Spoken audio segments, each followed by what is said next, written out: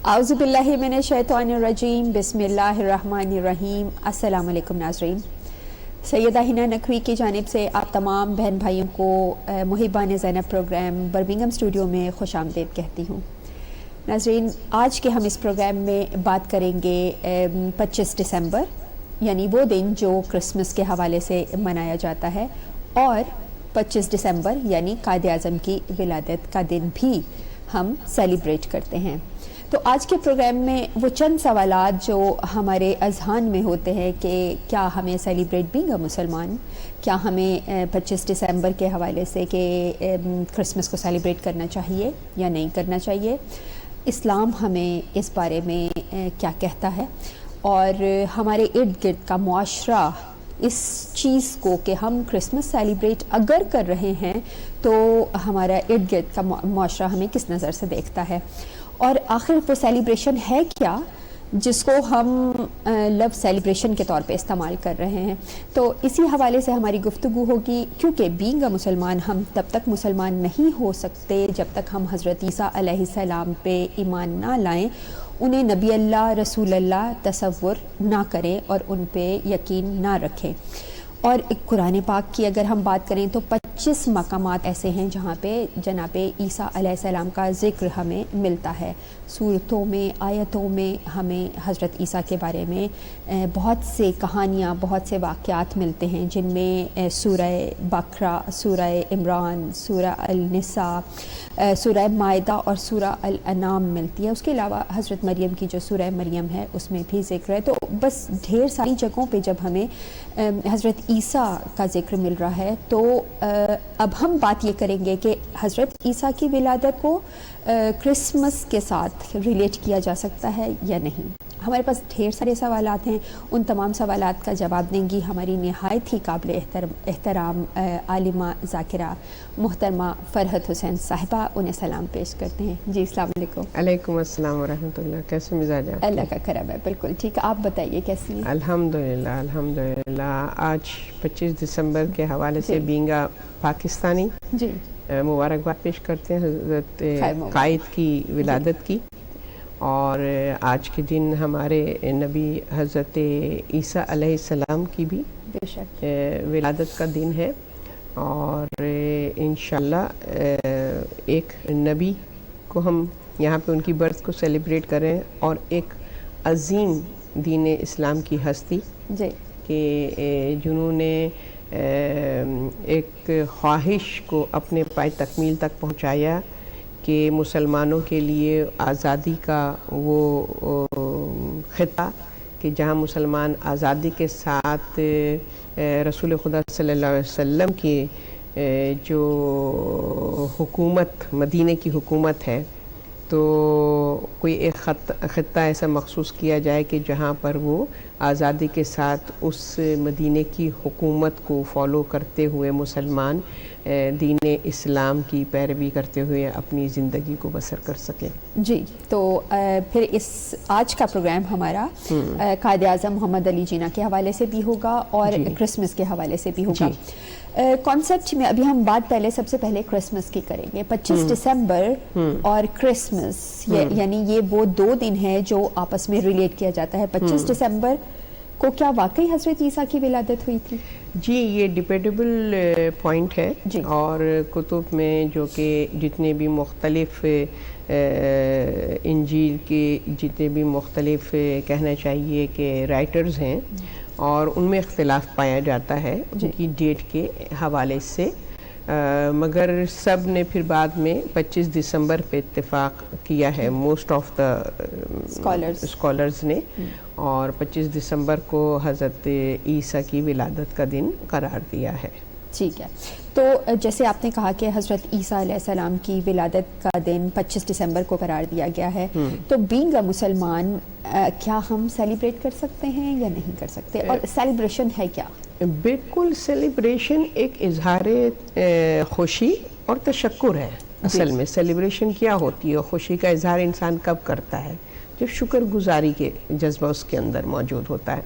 تو ظاہر ہے کہ ہمارے اولو العزم نبی میں حضرت عیسیٰ کا شمار ہوتا ہے، جی، تو ہمارے لیے وہ بہت زیادہ محترم ہے. بلکہ میں یہ کہوں گی کہ اسلام نے جتنا ان کی حقیقی فضیلت کو، اس مرتبے اور مقام کو جس کا تحفظ کیا ہے اور جس کو بیان کیا ہے، اور جس کے لیے مجھے سخت نام یاد نہیں آ رہا، ایک مصنف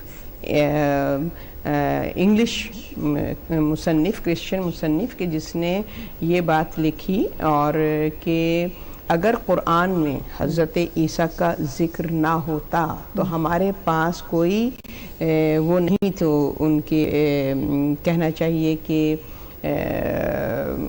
ہم ان کے نام کو اور ان کے ذکر کو زندہ رکھ سکتے. ہمارے پاس وہ اوتھینٹک ریفرنسز نہیں تھے. تو قرآن نے حضرت عیسیٰ کو کے ذکر کو، ان کے عظمت کو محفوظ کیا ہے. تو یہ اسلام کا احسان ہے. بے شک، بے شک. جی، تو جیسا کہ ہم اب بات کریں گے کہ قرآن پاک میں حضرت عیسیٰ علیہ السلام کو مختلف ٹائٹلز دیے گئے، نبی اللہ، رسول اللہ، عیسیٰ روح اللہ، ابن مریم. تو اب یہ جو لفظ روح اللہ ہے، اس کا کیا مطلب ہے؟ روح ظاہر ہے کہ یہ اللہ سبحانہ تعالیٰ کی ایک کرامت ہے اور ایک اس کی تخلیق کا ایک معجزہ ہے، ایک طریقہ کار ہے کہ جس کو جب اللہ سبحانہ تعالیٰ نے اس روح کو بھیجا ہے، ملک کو بھیجا ہے جناب مریم کے پاس، اور ان کو وہ جب آئے ہیں، اور جیسا کہ سورہ مریم میں ان کے تقدس، ان کی طہارت، حضرت مریم کی طہارت کے حوالے سے ذکر ہو رہا ہے. ان کو استفا کہا ہے، ان کو طاہرہ کہا ہے، پاک و پاکیزہ، پاک دامن خاتون کہا ہے. تو جب انہوں نے اپنے اس حجرے میں ایک انسانی شکل میں ایک خوبرو انسان کو دیکھا تو وہ ظاہر ہے کہ حیرت زدہ رہ گئی، فکر مند رہ گئی کہ میں تو جو ہوں وہ کنارہ کشی میں نے اختیار کی ہوئی ہے، اور تم کیسے اس میں میرے حجرے میں آ گئے ہو. تو انہوں نے بتایا کہ میں اللہ کی طرف سے آیا ہوں، کہ جس پر ان کو ایک ذرا سا سکون ملا ہے. ورنہ نیچرلی بہت ہی وہ پریشان ہوئی اور ان کو تھوڑا سا سکون ملا. اب جو نیکسٹ جملہ اس روح نے، ملک نے جناب مریم سے بیان کیا کہ مقصد اپنے آنے کا، تو اس نے یہ کہا کہ اللہ سبحانہ وتعالیٰ آپ کو ایک فرزند سے نوازنا چاہتا ہے. تو اس پر وہ ایک دم اگین پھر وہ ان کی پریشانی کہ میں تو کبھی کسی نامحرم کے ساتھ، مطلب کہ نہ میں شادی شدہ ہوں، یعنی نہ میرا شوہر ہے. اور بہت یہ دو جملے بہت ہی توجہ اور فکر کے لمحہ فکریہ ہے ہمارے لیے، کہ آپ نے فرمایا کہ نہ میری شادی ہوئی ہے، یعنی کہ نہ میں شوہر والی ہوں اور نہ میں بد کردار ہوں. یعنی کہ دونوں چیزیں یہ قرآن ان جملوں کو بیان کر رہا ہے. تو جو کہ ان کی طہارت کی دلیل ہے، پاکیزگی کی. تو وہ ظاہر پریشان ہوئیں، کیونکہ جو ایک سسٹم ہے نسل انسانی کے بڑھنے کا، تو اس سسٹم سے بالکل برعکس یہ پیغام اور یہ بشارت. تو انہوں نے پھر یہ کہا اس فرشتے نے کہ اللہ فرماتا ہے کہ اس کے لیے یہ کام سہل اور آسان ہے. اور پھر جیسے کہ قرآن میں اللہ سبحانہ تعالیٰ نے حضرت عیسیٰ کی برتھ کے حوالے سے حضرت آدم کی جو ہے وہ مثال بھی دی ہے، اِنَّ مِثْلَ عِیسیٰ عبد اللہ کما صلی آدم. تو اس طریقے سے وہ بشارت ملی ہے اور حضرت عیسیٰ کی پھر ولادت ہوئی ہے. اور سورہ جیسے کہ ابھی آپ فرما رہی تھیں کہ قرآن کے 13 سورہز ہیں جس میں حضرت عیسیٰ کا مختلف ناموں کے حوالے سے ان کا ذکر ہوا ہے. ٹھیک ہے نا. اور 26 مقامات ہیں کہ جہاں پر حضرت عیسیٰ کا جو ہے وہ کے نام سے ان کا گفتگو کی گئی ہے. اور 11 مقامات ایسے ہیں کہ جس میں ابن مریم کہہ کے اللہ سبحانہ تعالیٰ نے آپ کو مخاطب کیا ہے. اور ایک مقام ایسا ہے کہ جہاں پر حضرت عیسیٰ کو عبداللہ کہا گیا ہے. جی. تو کلام الہی میں سورہ آل عمران میں اور سورہ مریم میں، سورہ صف میں، سورہ نساء میں، تو یہ سورے ہیں کہ جس میں حضرت عیسیٰ کی ایک یونیک طریقہ برتھ کو مینشن کیا گیا ہے اور اللہ نے اپنی قدرت کا اظہار کیا ہے. تو اس سے جیسے ابھی بھی آپ نے بات کی کہ حضرت عیسیٰ علیہ السلام کی معجزاتی برتھ ہوئی، اور اس میں قرآن میں بھی اس چیز کی مثال دی گئی ہے کہ اگر حضرت عیسیٰ کے والد نہیں ہیں، مدر سے ان کی، حضرت مریم سے ان کی ولادت ہوئی، تو ہمیں جیسے ابھی قرآن بتا رہا ہے کہ حضرت آدم کے نہ ماں ہیں نہ باپ ہیں، یعنی اللہ جو کن فیکون کی منازل ہے، اللہ جو چاہتا ہے وہ ہو جاتا ہے. تو ایسے میں آج کا معاشرہ، اسپیشلی ویسٹ کی ہم بات کریں گے، وہ یہی تو لاجک دیتے ہیں کہ چونکہ حضرت مریم کی کیونکہ ہسبینڈ نہیں تھے تو اٹس اوکے کہ اگر ہم بغیر شادی کے بھی آگے یعنی ریپروڈکشن ہو یا ہمارے بچے ہوتے ہیں، تو وہ کانسیپٹ جو ہے جس کی اسلام نے مذمت جگہ جگہ کی ہے، تو اس کے بارے میں آپ کیا کہیں گے کہ ہم اسلام اور اسپیشلی اس پلیٹ فارم کے تھرو وہ لوگ جو اس ویسٹ کے معاشرے کو فالو کرتے ہوئے اس منزل تک پہنچ گئے ہیں کہ شادی ضروری نہیں ہے، تو ہمارے اس پلیٹ فارم سے ان کے لیے بھی میسج ہونا چاہیے، کیونکہ ان کے پاس لیم ایکسکیوز جناب مریم کا مل جاتا ہے، تو ہمیں اس کو بھی کلیریفائی کرنے کی میرا خیال ہے ضرورت ہے. بالکل ظاہر ہے کہ جو معجزات ہیں وہ اللہ کی ذات سے مخصوص ہیں، وہ جب چاہتا ہے جس نظام کو وہ اپنے رائج کرتا ہے. مگر جب ہم دیکھتے ہیں تو سلسلہ انسانیت کے لیے جو اس نے طریقہ جائز قرار دیا ہے وہ یہی ہے کہ عقد کے ذریعے سے انسان جو ہے وہ ازدواجی زندگی میں منسلک ہو اور پھر اپنی نسل انسانی کو آگے بڑھائے. یہ تو حضرت مریم کے حوالے سے یہ ایک معجزہ ہے جس کو اللہ بیان فرما رہا ہے کہ یہ ایک عام طریقہ کار نہیں ہے، یہ اللہ اپنی قدرت کا جو ہے وہ، کیونکہ دیکھیے یہاں پر حضرت مریم کی والدہ، حضرت مریم کون ہے؟ اولاد آل عمران، ٹھیک ہے نا، آپ کے والد کا نام عمران تھا اور آپ کی ولادت سے پہلے وہ اس دنیا سے وفات پا گئے تھے. تو آپ کی والدہ حنہ نے جو منت مانی تھی اور جو خواہش ان کی تھی کہ میں رب کی سروسز کے لیے اپنی اولاد کو، جس کے یہ ہر ماں کی ایک تمنا ہونی چاہیے کہ میری اولاد کی خواہش اس لیے ہے کہ وہ اللہ کا مطیع و فرما بردار ہو اور اللہ کے مشن کو لے کر آگے چلے. تو اس طریقے سے تمام ماؤں کے لیے مادر مریم کی ایک رول ماڈل کی حیثیت رکھتی ہیں. تو انہوں نے فرزند کی خواہش کی تھی کہ وہ اس سروسز کو نبھائے. اللہ کی قدرت اور مصلحت، وہ یہاں پر میں سمجھتی ہوں کہ اللہ سبحانہ و تعالیٰ عورت کی عظمت کو بیان کرنا چاہ رہا تھا کہ مرد اور عورت، زن و مرد جو ہے نگاہ قدرت میں اپنے رسپانسبلٹی کے اعتبار سے ایک بہت بلند مقام رکھتے ہیں. تو ان کی جو ہے وہ بجائے فرزند کے بیٹی پیدا ہو گئی. اب ظاہر ہے ان کے لیے ایک فکر مند بات یہ تھی کہ بیٹی کی لک آفٹر اس طریقے سے کیسے وہ وہاں پر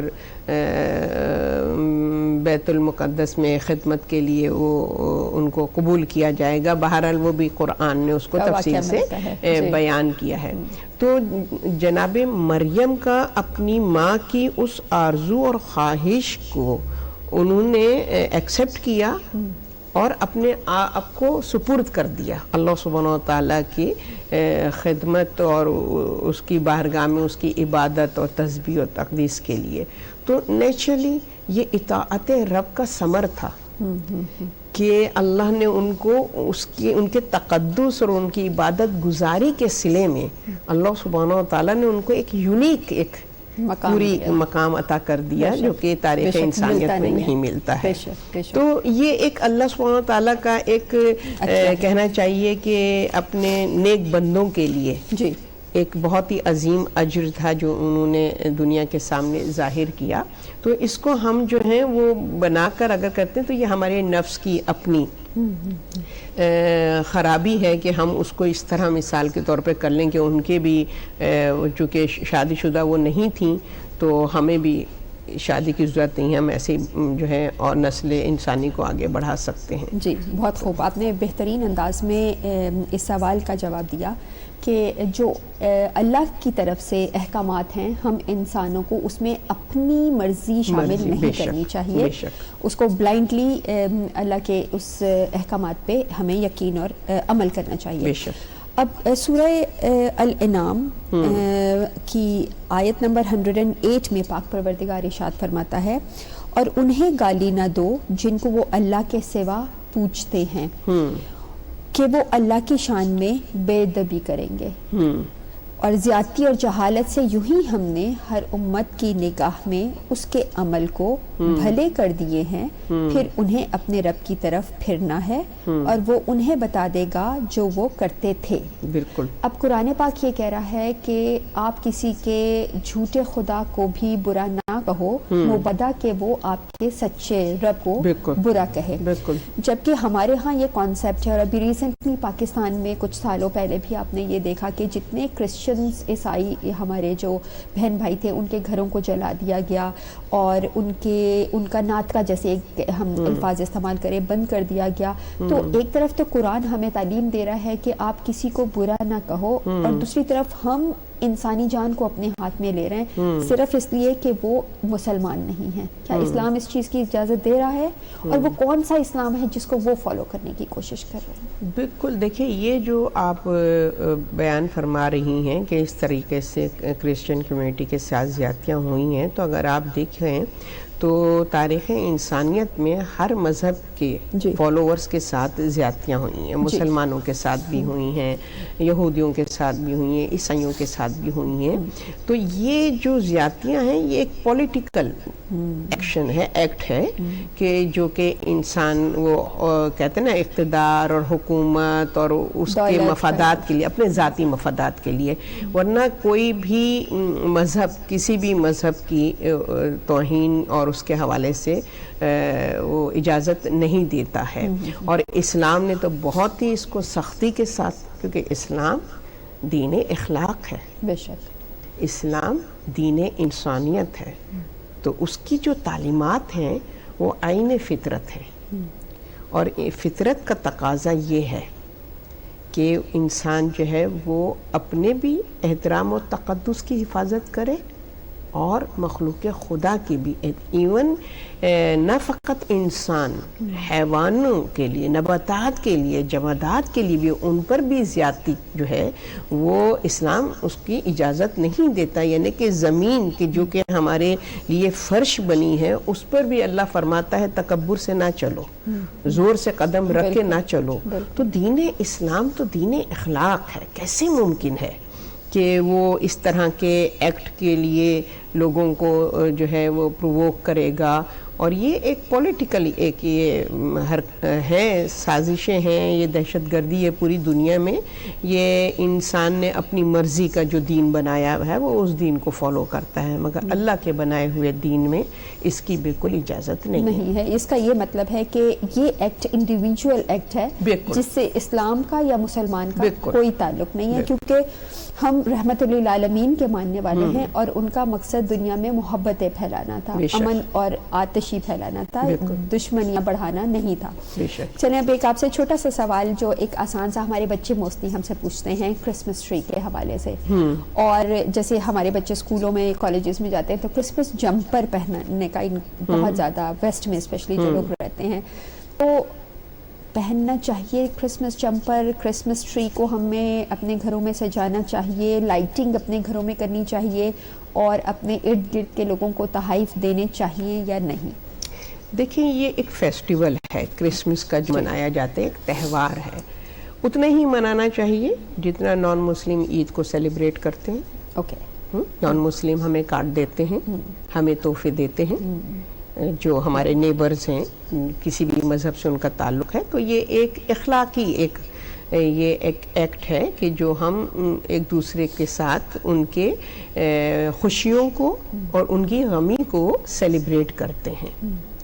ہاں جب ہم سیلیبریٹ کر رہے ہیں تو ہماری جو آئیڈیالوجی ہے, ہمارا جو ایمان ہے حضرت عیسیٰ کے حوالے سے, ہمارا جو عقیدہ ہے وہ اپنی جگہ قائم رہنا چاہیے, بلکہ اس طریقے کے تہوار کے ذریعے سے ہمارا جو کانسیپٹ دین اسلام میں حضرت عیسیٰ کے حوالے سے ہے وہ ان کو اپنا عقیدہ اور اپنا میسیج ان کو پہنچانا چاہیے, کنوے کرنا چاہیے. یہ بھی ایک طریقہ تربیت ہے کہ جو ہے, کیونکہ حقیقت ہے جیسے میں نے پہلے عرض کیا کہ قرآن وہ کتاب ہے کہ جس نے حضرت عیسیٰ کی حقیقت کو, ان کی شخصیت کو, ان کی فضیلت کو اپنے اندر محفوظ کیا ہے.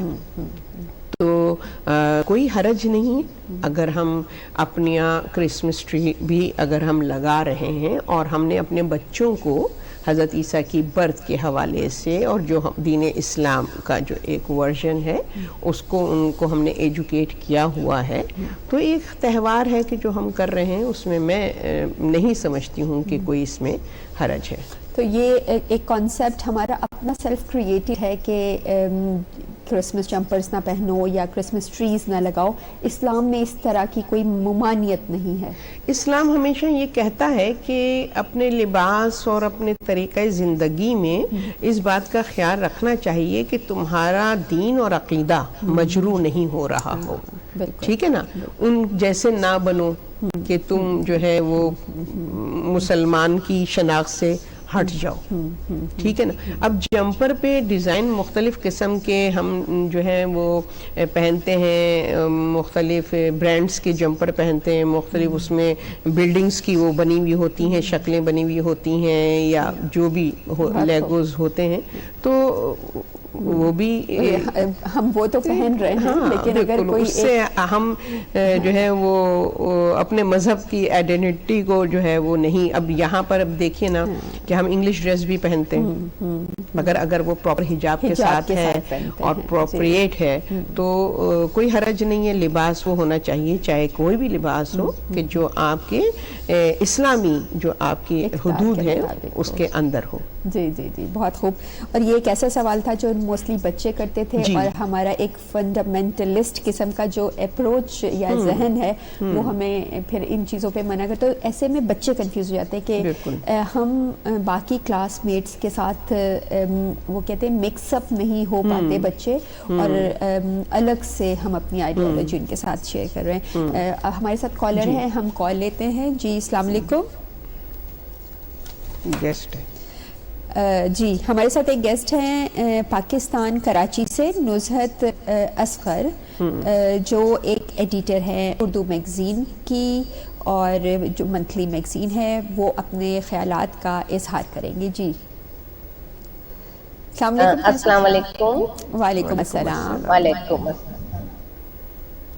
جی, آج 25 دسمبر کے حوالے سے آپ کیا کہنا چاہیں گی؟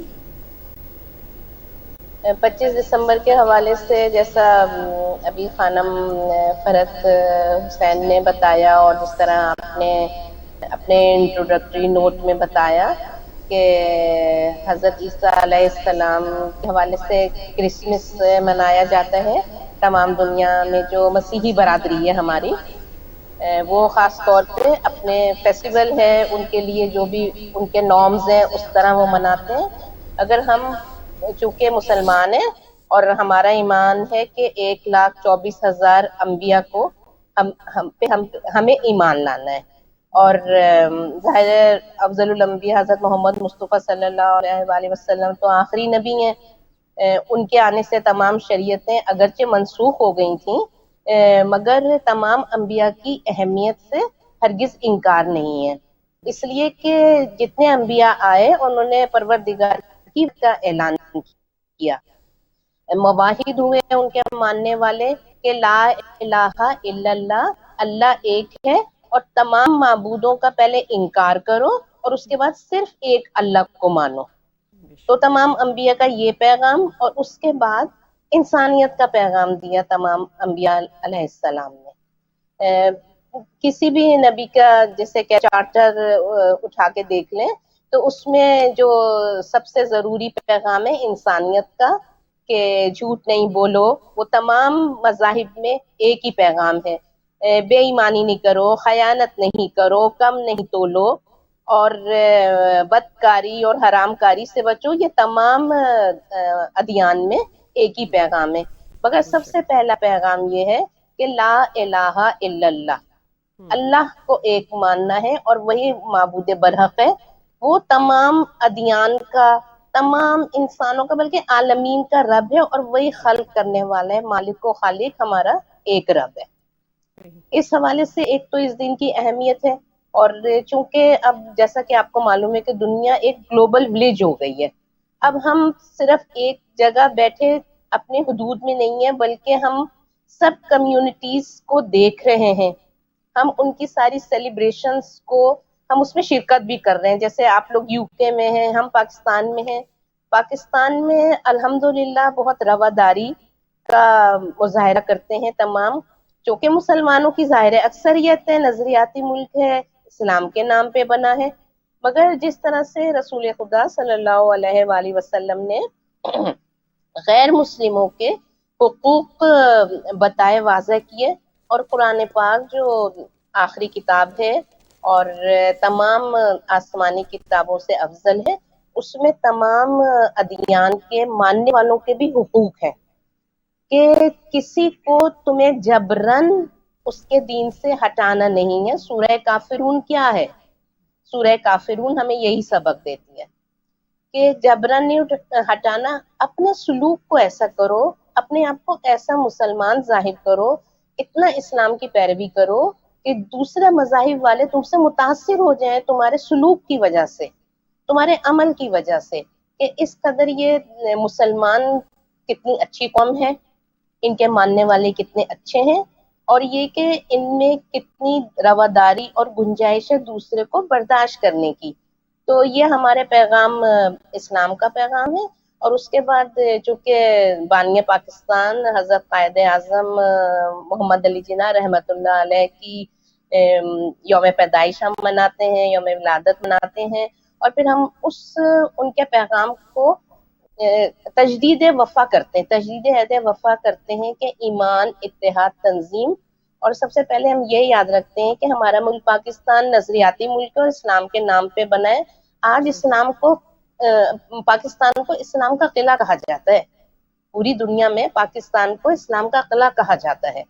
اور الحمدللہ ہے وہ تو ایک دیکھیں وقت کے ساتھ ساتھ جس طرح سے وہی خانم نے بتایا کہ پولیٹیکل چینجز اور مفادات اور یہ سب چیزیں حاوی ہو جاتی ہیں, تو کچھ گروہ ایسے ہوتے ہیں جو انتشار پھیلاتے ہیں.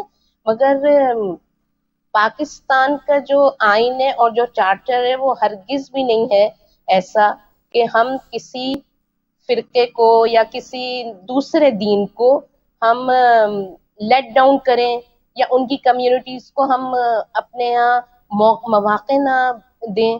ان کو اقلیتوں کو جس کو کہتے ہیں کہ اکثریت تو مسلمانوں کی ہے, مگر اقلیتوں کے تحفظ کا, ان کے حقوق کا پورا چارٹر موجود ہے ہمارے آئین میں. صحیح. تو بحیثیت ایک پاکستانی میں یہ کہوں گی کہ پاکستان میں ہم بہت رواداری, مساوات سے, آپس میں سلوک سے رہتے ہیں. اور جس کے بھی جو سیلیبریشنز ہوتی ہیں جیسے کرسمس ہے, ہم اپنے مسیحی برادری کو مبارکباد بھی دیتے ہیں, اور ان کو وہ مواقع مہیا کرتے ہیں کہ وہ اپنی جو رسومات ہیں وہ آسانی سے, سہولت سے ادا کر سکیں. جیسے آفیشلی ان کے لیے تعطیل بھی ہوتی ہے, اور اسکولوں, کالجوں اور یا دوسرے اداروں میں باقاعدہ پروگرام بھی ہوتے ہیں ان کے لیے کہ جس طرح سے وہ اپنا سیلیبریٹ کرتے ہیں, جناب حضرت عیسیٰ کا پیغام پہنچاتے ہیں.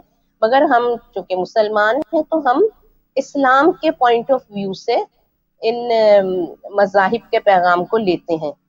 اور یہی ہمارے قائد اعظم نے ہمیں بتایا, اور مسلسل ان کی تقریروں کے اگر اقتباس آپ دیکھیں اور پڑھیں تو اس میں یہی پیغام ہے کہ جو پاکستان ایک جو ہمارا خطہ زمین ہے آپ کو معلوم ہے کہ جس طرح سے آزادی ہوئی 70-72 سال پہلے کے ایک خطے کی ضرورت تھی کہ جہاں پہ مسلمان اپنے دین کے مطابق زندگی بسر کریں اور ان کو کسی قسم کی مشکل شائع اپنے مذہبی جو ادوار ہیں اور جو رسومات ہیں ان کو ادا کرنے میں.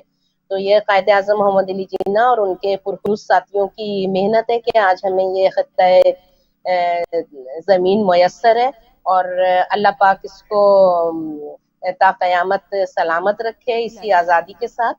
اور یہاں پہ جو ہم مسلمان ہیں وہ تو خیر الحمدللہ بڑی آزادی سے بڑے سکون سے ہم یہاں رہتے ہیں, اور پھر ہم اپنی جو دوسری کمیونٹی ہے جس میں مسیحی برادری بھی ہے, ہندو بھی ہیں, پارسی بھی ہیں اور سکھ بھی ہیں, ان سب کو ان کے مذہبی جو دن ہیں اور جو مذہبی تہوار ہیں منانے کی مکمل آزادی ہے.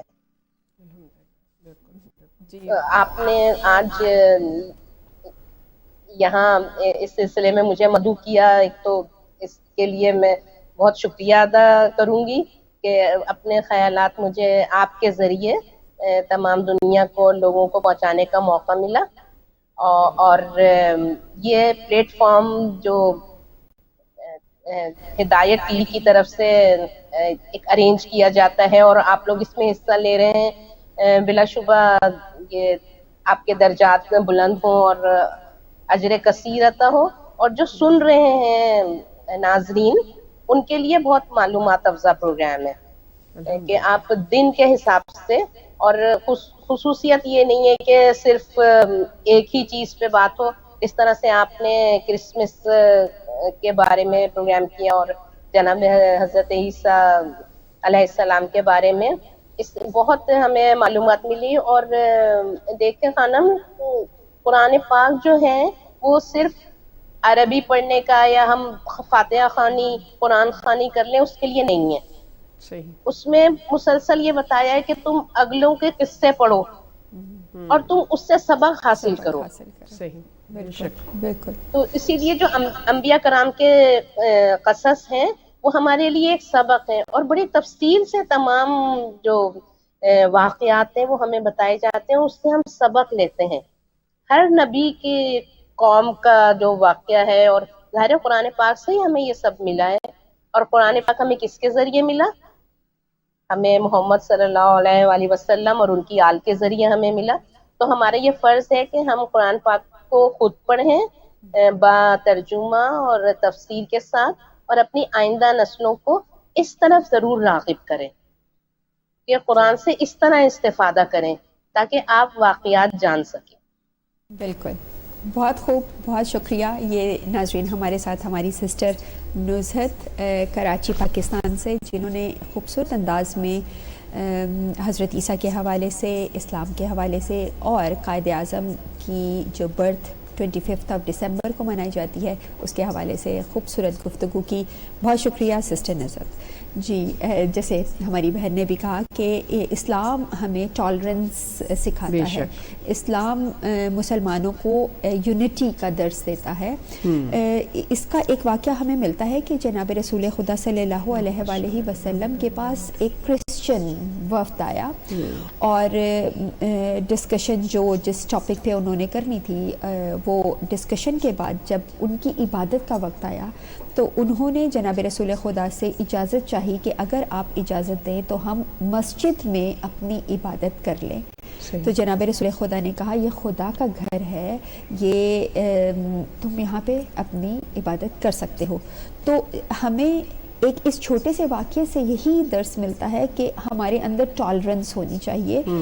ہم بجائے محبتیں بکھیرنے کے ہم دشمنیاں بکھیرتے بھی ہیں اور دوسروں کو اس نہج پہ لے جاتے ہیں کہ وہ آپ سے نفرت کرنے لگ جائے. اب ہم بڑھتے ہیں قائد اعظم کے حوالے سے. میں ذرا آپ کی جو یہی آپ نے بھی گفتگو کی ہے, تھوڑا سا اگر ٹائم ہے تو میں اس حوالے سے عرض کروں گی کہ یہ آپ بالکل وجہ فرما رہی ہیں کہ یہ ہماری اپنی ذاتی نفس کی اطاعت ہے کہ جس کے سبب ہم اس طریقے کے ڈفرینسز اور کلیشز اور اس طرح کی گفتگو کرتے ہیں اور وہ سوچ رکھتے ہیں. کیونکہ آپ دیکھیے کہ جب اسلام اپنے ابتدائی مراحل میں تھا اور اہل مکہ اس حق کو برداشت نہیں کر رہے تھے، دین حق کو، اور کافی ایذا پہنچا رہے تھے مسلمانوں کو، تو رسول خدا صلی اللہ علیہ وسلم نے پھر مسلمانوں کے ایک وفد کو جو ہے وہ وہاں سے ہجرت کا حکم دیا. اور وہ نجاشی بادشاہ جو ہم دیکھتے ہیں کہ وہاں پر وہ ایک پورا وفد جو ہے وہ حضرت جعفر طیار جو مولا علی کے بھائی تھے، تو ان کی زیر نگرانی اور کچھ اپنے اصحاب کے ساتھ انہوں نے وہاں بھیجا. تو اہل مکہ نے کو جب پتہ چلا کہ یہ وہاں پر جا رہے ہیں تو انہوں نے بھی اپنا وفد بھیجا اور ان سے کہا کہ ان کو قبول نہیں کرنا، کیونکہ یہ جو ہے وہ نیا دین لے کر آئے ہیں اور محمد جو ہیں وہ اللہ کی توحید کے حوالے سے بات کرتے ہیں اور ہمارے دین کو یہ لوگ ایکسیپٹ نہیں کرتے ہیں. تو نجاشی بادشاہ نے پھر مسلمانوں کے اس وفد کو بلایا کہ ذرا دیکھیں کہ مسلمانوں کا کیا عقیدہ ہے اور یہ کس مذہب کو فالو کرتے ہیں. تو پھر ظاہر ہے کہ مسلمانوں کے وفد نے جو ہے وہ سورہ مریم کی تلاوت کی کہ جس کو سن کے وہ نجاشی بادشاہ گریہ کرنے لگا اور اس نے کہا کہ اتنے بہترین طریقے سے حضرت عیسیٰ کا اور مادر عیسیٰ کا ذکر تو ہمیں تورات اور انجیل میں بھی نظر نہیں آتا ہے، اور جس پہ اس نے کہا کہ نہیں، ہم آپ کو پروٹیکٹ بھی کریں گے اور آپ یہاں اطمینان کی اور سکون کی زندگی بسر کریں. تو یہ ہمیشہ سے رہا ہے پروپیگنڈا اگینسٹ اسلام، اور لوگوں نے اس میں فتنہ اور فساد پیدا کرنے کی کوشش کی ہے، مگر دین اسلام کی جو تعلیمات ہیں وہ ہمیشہ اتحاد، اخوت، یونٹی، دوسروں کے جذبات اور احساسات کی کیئر، دوسروں کے مذاہب، جیسے بھی آپ نے سورہ انعام کی آیت کا ریفرنس دیا کہ اسلام بالکل الاؤ نہیں کرتا کہ ہم جو ہیں وہ کسی مذہب کی مذاق اڑائیں یا تضحیق کریں، کیونکہ ظاہر ہے کہ تم اگر جھوٹے خداؤں کی توہین کرو گے، تصدیق کرو گے، تو پھر وہ تمہارے سچے خدا کو. تو یہ ہم لوگوں کی رسپانسبلٹی ہے کہ ہم اپنے کس طریقے سے دین کی ایکچوئل اور حقیقی تعلیمات کو ہم کس طرح پورٹریٹ کرتے ہیں، کس طریقے سے ہم کنوے کرتے ہیں سوسائٹی میں، ٹورڈ سوسائٹی، تاکہ صحیح معنوں میں اسلام کی اصل. آج یقین جانیے مسلمانوں سے زیادہ غیر مسلم اسلام کو اسٹڈی کر رہا ہے، بالکل بالکل، اور وہ حق کو دیکھ رہا ہے اور سمجھ رہا ہے. تو یہ بڑی ہمارے لیے جو ہے شرمندگی اور ندامت کی بات ہے کہ ہم دنیاوی معاملات میں اتنے مصروف ہو گئے ہیں کہ جیسے کہ ہماری گیسٹ نے بھی فرمایا کہ قرآن کو ہم نے اپنے گھروں میں رکھا ہوا ہے مگر اس کی تعلیمات سے ہم محروم ہیں. تو اس کی طرف ہمیں متوجہ ہونے کی بہت ضرورت ہے. اور قرآن کی تعلیمات یہ ہے کہ آپ محبت اور بھائی چارے سے زندگی بسر کرو.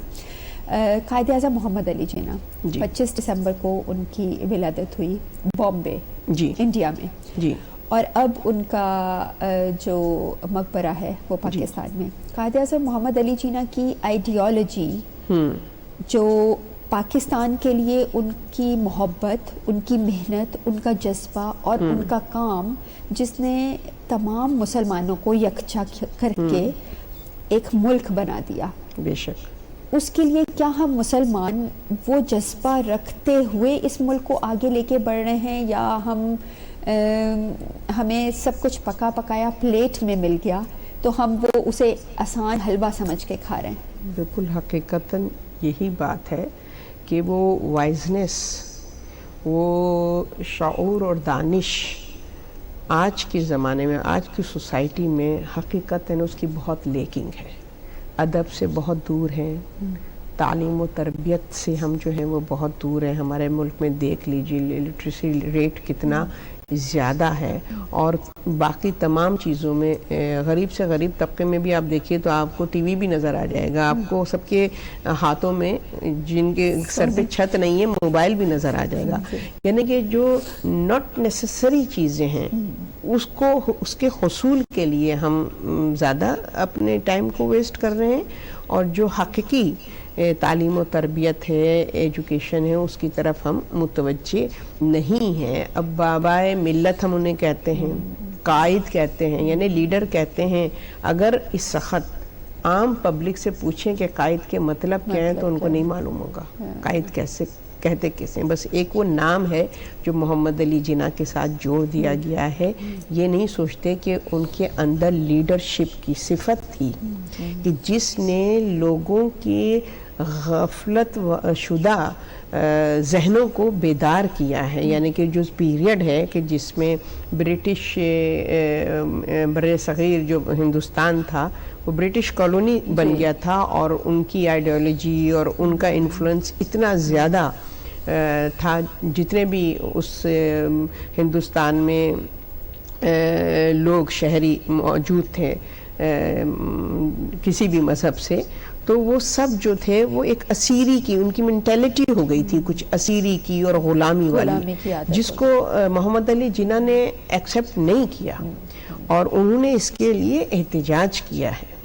اور آپ دیکھیے کہ انہوں نے اپنی خود جلا وطنی اختیار کر لی کہ پھر وہ انگلینڈ میں آئے اور یہاں پہ انہوں نے لاء کا مطلب کہ ایجوکیشن حاصل کی، اور مطلب انہوں نے اپنے آپ کو ایجوکیشن میں اس طریقے سے انوالو کر دیا کہ وہ ایک ایسی مؤثر پرسنالٹی بن جائیں کہ جب وہ لوگوں سے کو حق دکھائیں اور غفلت سے بیدار کرنے کی کوشش کریں تو لوگ ان کی طرف متوجہ ہوں.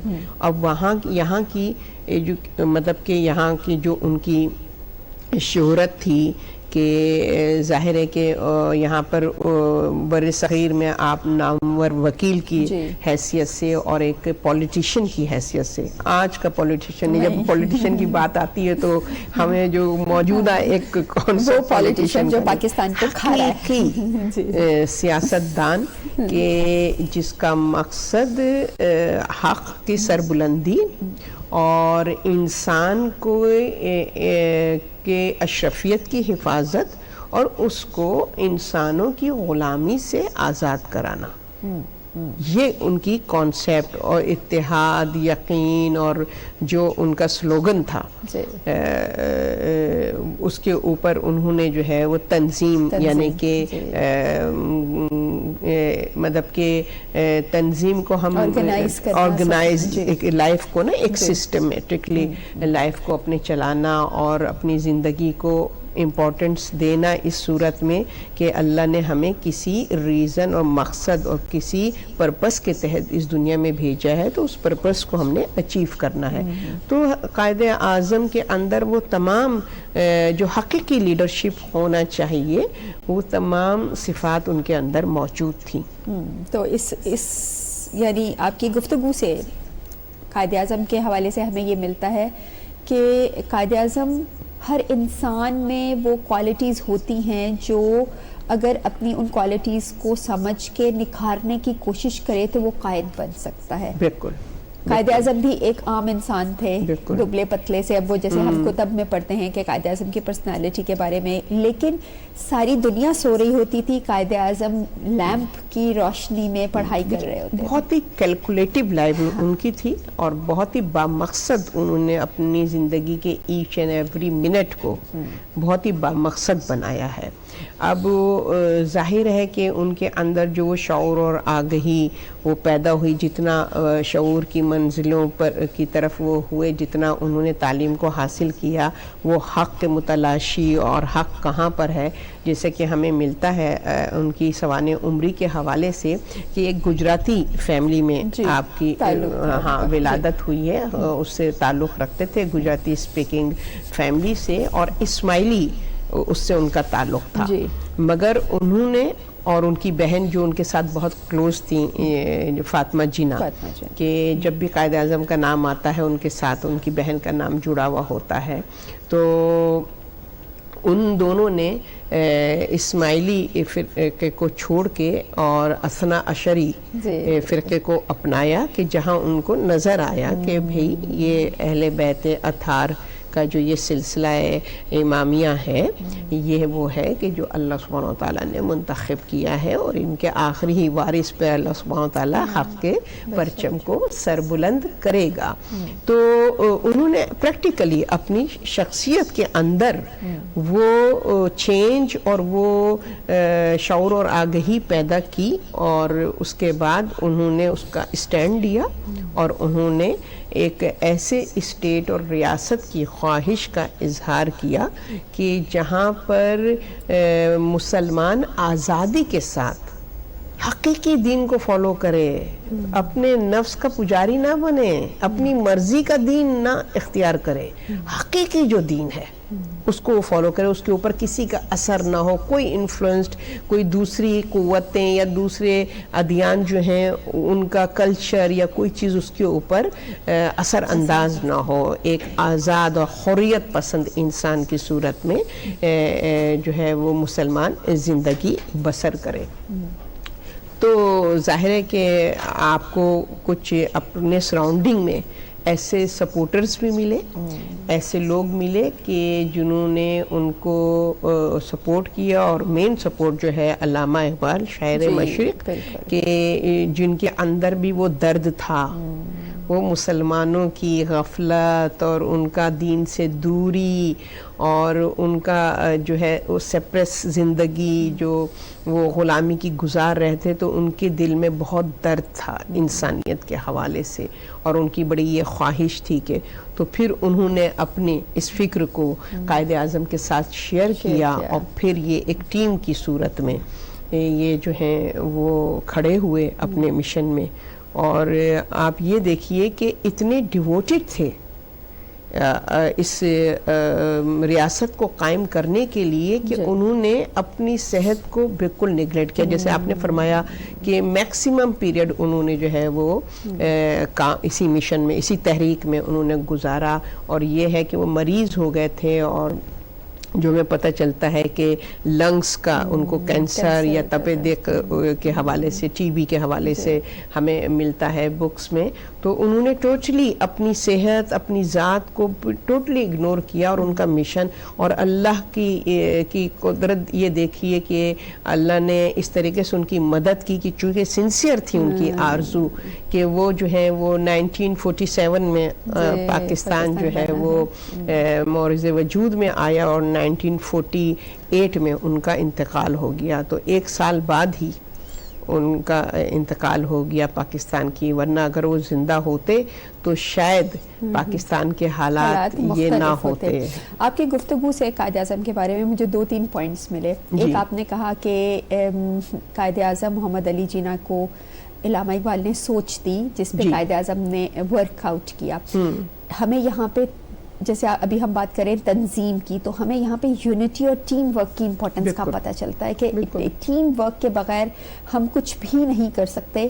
کسی بھی موٹیو کو پانے کے لیے ٹیم ورک ہونا بہت ضروری ہے. جیسے قائد اعظم نے اپنی جو شیلی تقاریر سے لوگوں کے دلوں کو جھنجھوڑنے کی کوشش کی, ان کے ذہنوں کو جگانے کی کوشش کی, تو دوسری طرف علامہ اقبال نے اپنے اشعار کے ذریعے لوگوں کو جگایا, لوگوں کو اویئرنیس دی کہ تمہیں ضرورت ہے, اس غلامی سے تم باہر آؤ, اس غلامی سے تو تم نکلو. تو بس ہمارے پروگرام کا جس وقت جو ہے وہ ختم ہوا. 25 دسمبر کے حوالے سے ہماری گفتگو رہی. 25 دسمبر میں جہاں قائد اعظم محمد علی جناح کی ولادت نظر آتی ہے, وہاں ہمارے کرسچنز بہن بھائی جو ہیں وہ حضرت عیسیٰ علیہ السلام کی ولادت مناتے ہیں. نہ صرف وہ بلکہ گنیش, انڈیا میں 25 دسمبر کو گنیش پوجا بھی ہوتی ہے ہندو گاڈ کی, اور چائنا کے لوگ بدھا کی وہاں پہ پرستش کرتے ہیں, وہ اپنی دکانیں بند کر کے اور وہ سب کچھ. اور پرشینز جو زوراسٹرینز تھے وہ متھرس کو, وہ جو حضرت عیسیٰ علیہ السلام سے پہلے پیدا ہوئے تھے, ان کی کا دن بھی وہ پیدائش کا ہمیں ملتا ہے. اور ایجپشنز بھی اپنے گاڈ کی وہاں پہ جو گریٹ سیویئر تھا اس کی اس دن کو اس دن سے ریلیٹ کرتے ہیں, اور ساتھ ہی ساتھ گریکس کے مطابق بھی ہرکولس اس دن پیدا ہوا تھا. تو 25 دسمبر کافی امپورٹنٹ ڈیٹ ہے, اور بس یہی ہمیں اس دن سے بھی ملتا ہے کہ ہم اس پروگرام کا کا مقصد بھی ہمارا یہی تھا کہ ہمارے اندر ٹالرنس ہونی چاہیے بے شک. اور ایکسیپٹنس ہونی چاہیے. جو جیسا ہے اس کو آپ اسی طرح رہنے دو. آپ اپنا مشن اہل بیت کا لے کے آگے بڑھو, اسلام کے میسج کو پہنچاؤ, لیکن یہ سوچ کے نہیں کہ میں اس کو بدلوں گا, نہیں تو اس کو اس دنیا میں رہنے کا کوئی حق نہیں ہے. تو بس اس کے ساتھ ہی جی آپ سے اجازت چاہوں گی. ناظرین آپ سے بھی اجازت چاہوں گی, اور بس یہی آج کا میسج ہے کہ ایکسیپٹنس, ٹالرنس اور محبت ایک دوسرے میں بانٹیے. پاک پروردگار ہمیں سب کو اپنے حفظ و امان میں رکھے. فی امان اللہ.